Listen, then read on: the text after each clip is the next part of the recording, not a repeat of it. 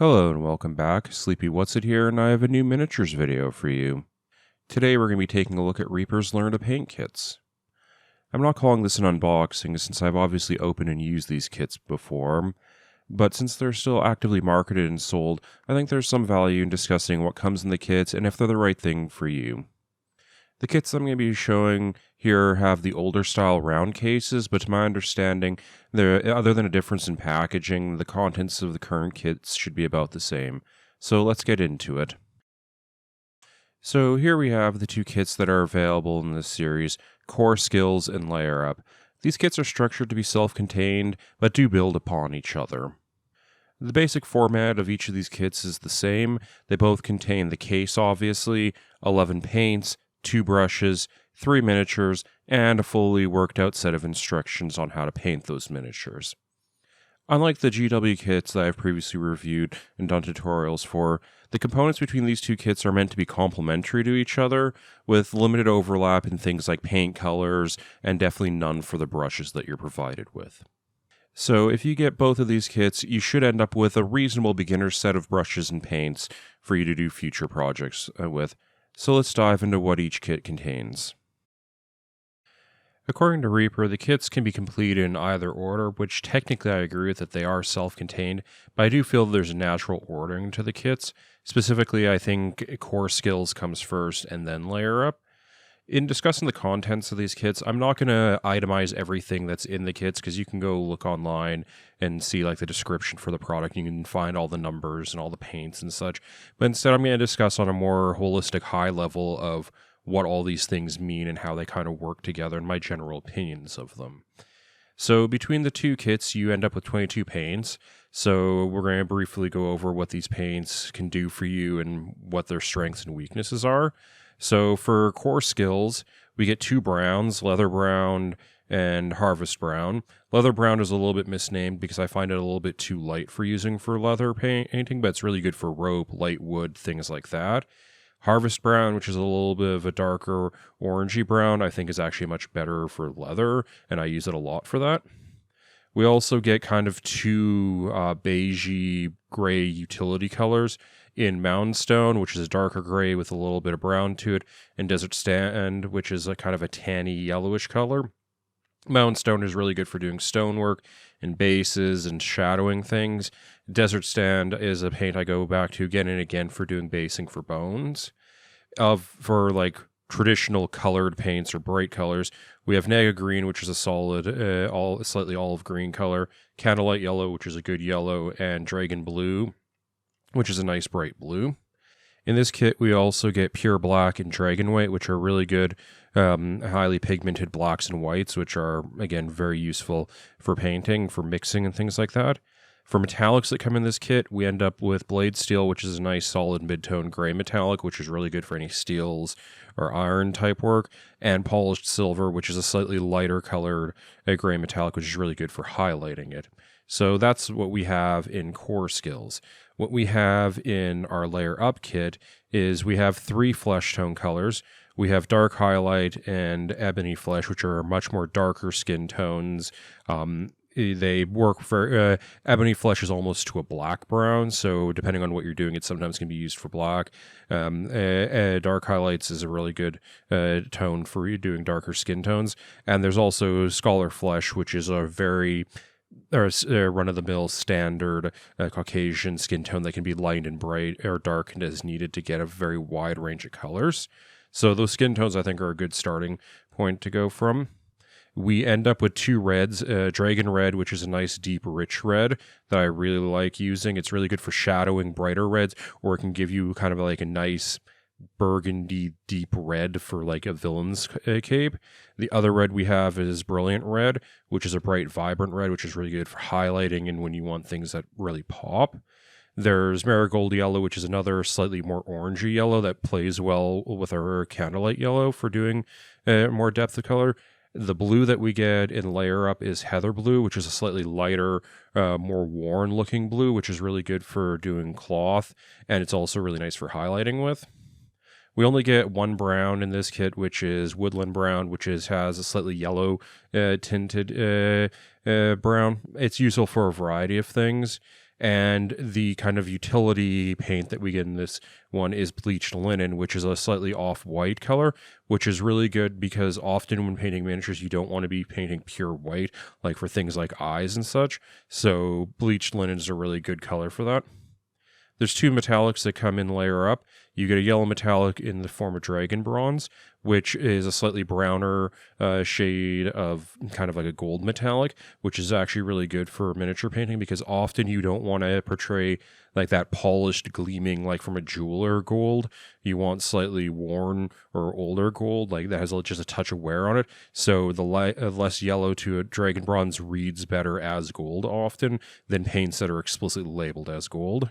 And you also have filigree silver, which is a even more white version of polished silver from the other kit.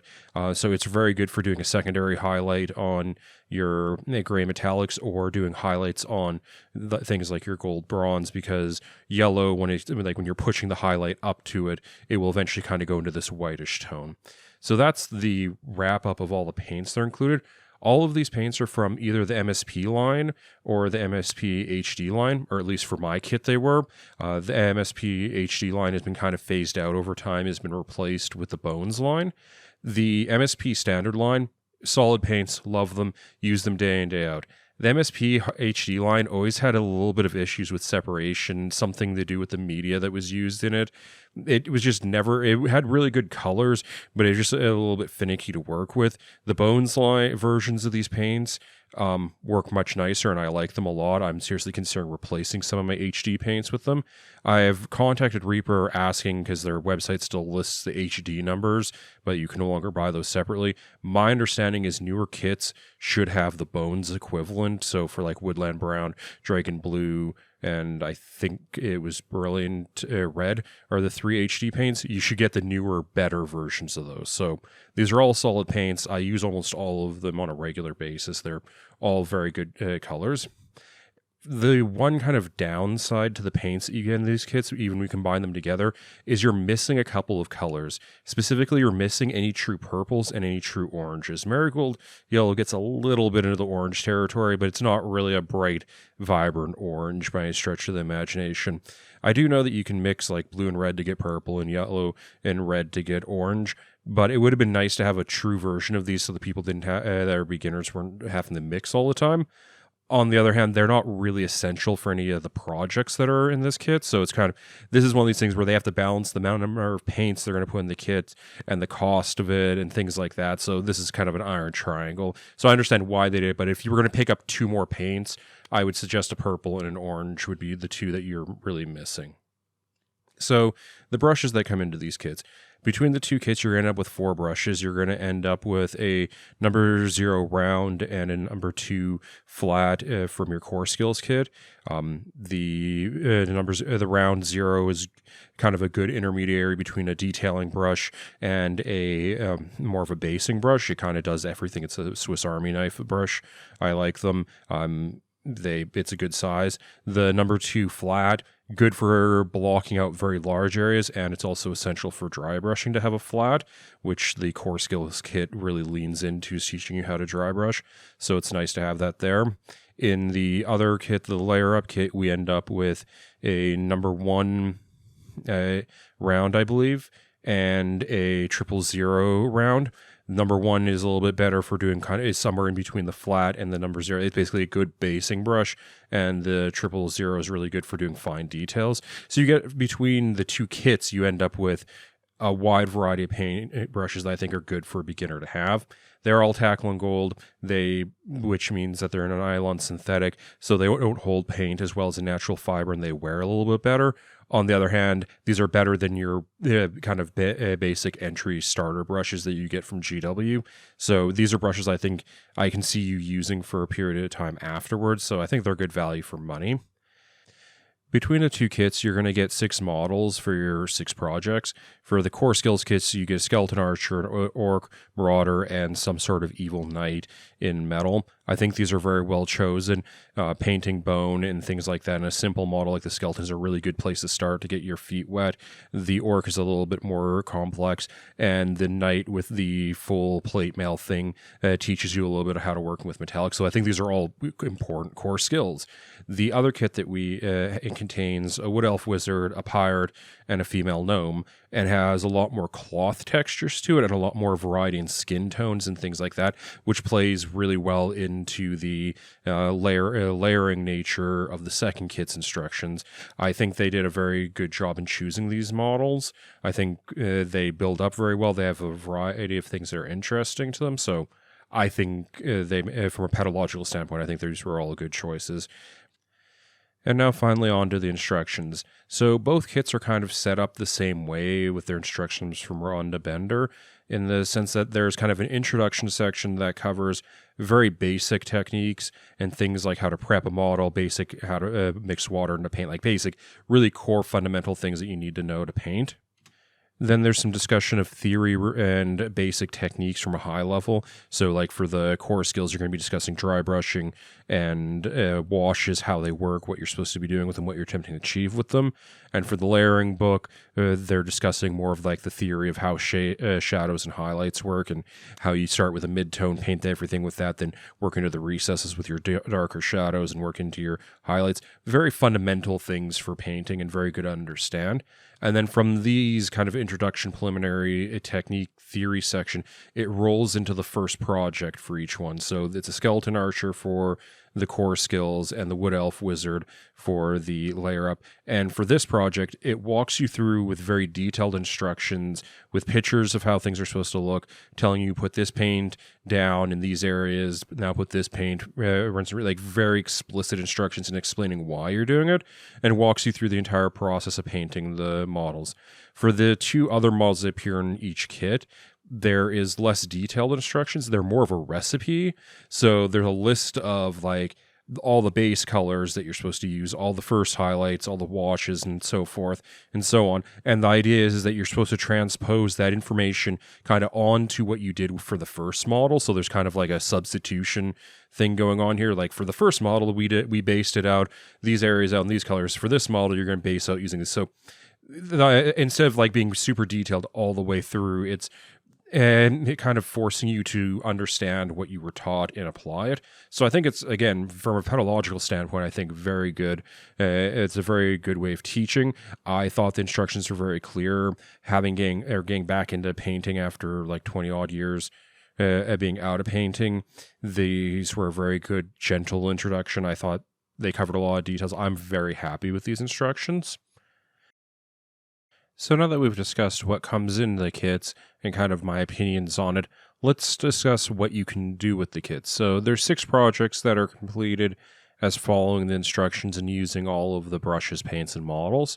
So when I decided to get back into miniature painting a couple of years ago, I went through these 2 kits as kind of a basic reestablishing skills and things like that.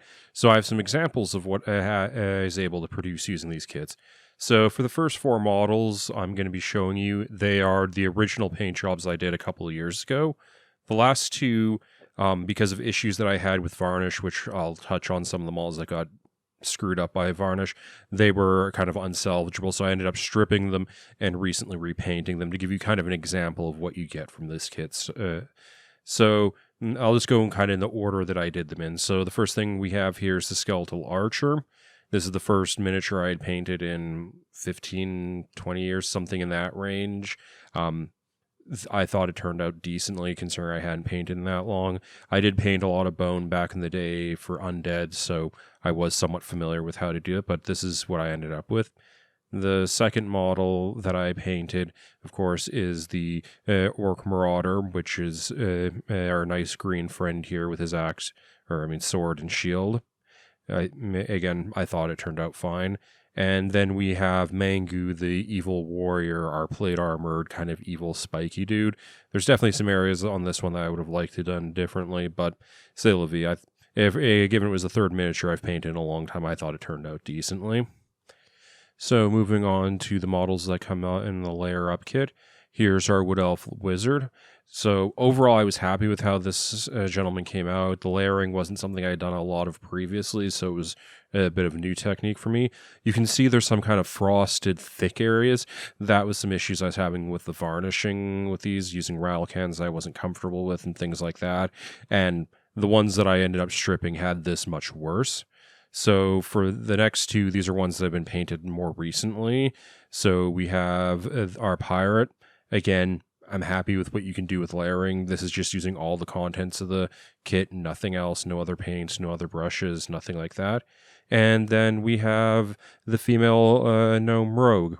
Again, painted recently, but I'm happy with how she came out, and I like the look of this. So this is what you kind of end up with from painting the 6 projects in this kit. So that is my overview of what comes in these kits and what you can execute by completing the projects within them. Overall, I highly recommend these kits. They supply you with good instructions, a good set of starter projects to work on, and leave you with good supplies for working on further projects. One of the major drawbacks is that the models included in these kits are not really for any specific game. So the painted models that you end up with may not be as useful for you. For example, if you're wanting to play Warhammer, or if you have a very specific like D&D campaign that these models don't really fit in with. That being said, they're relatively cheap minis from a cost-wise, so they're not raising the cost of the kits that much, and they're relatively generic, so that you can probably work them in somewhere. I think a lot of what you'll learn from painting them, you'll be able to apply to other projects. With the older kits, like I have said, the inclusion of the MSP HD paints for 3 of the 22 balls is slightly frustrating, since that's a line that it appears that Reaper is discontinued, and their quality is not as good as other Reaper paints. If you are able to get the newer kits that don't have the MSP paint, HD paints, but instead have the Bones paints, I would highly recommend going with those ones instead.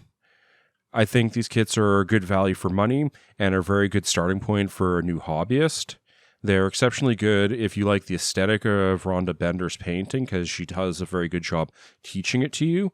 If you're more interested in GW Citadel minis, I think it's still a worthwhile set of projects to go through, since it establishes a strong set of painting foundations, though you may not find as much value in the paints and things that you end up with after completing the projects. These kits can either be purchased from Reaper directly on their website, which I'll link down below, or can be ordered/purchased from your local games hobby store if they carry Reaper products. Thank you for watching. I hope you found this informative and enjoyable. If you did, please give the video a like. If you want to see more content like this, please subscribe to the channel. I also stream regularly on the weekends on Twitch doing painting, so if you want to have kind of a chill time and work on your own projects, you can check me out there at twitch.tv/sleepywhatsit. And other than that, I look forward to seeing you in the next one.